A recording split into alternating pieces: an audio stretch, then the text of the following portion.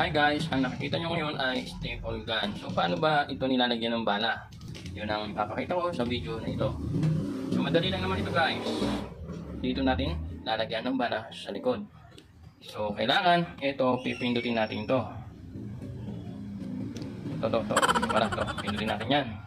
Ihilain naman natin. Pwede yung ilalabas. Huwag yung ilalabas. Yan lang.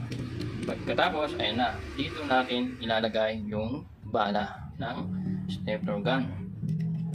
So hindi siya ganito. Yan, ganito dapat.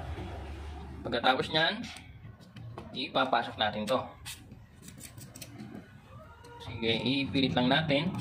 Ayan. Pag tumunog, tak! Pasok na yun. So ngayon, subukan naman natin kung gumagana ba ito. Okay, yun ay ating susubukan. Dito sa aming lamesa na nilagyan ng floor mat. So ayan o. Mamaya, i-stapler ko na lang yung nakalaylay na ito. So ipapakita ko lang kung gumagana ba ito. Ayun guys, pasok, di ba? Try natin sa pangalawa. Di ba? Gumagana siya. So ganun lang naman maglagay ng bala sa stapler gun. So yun na guys.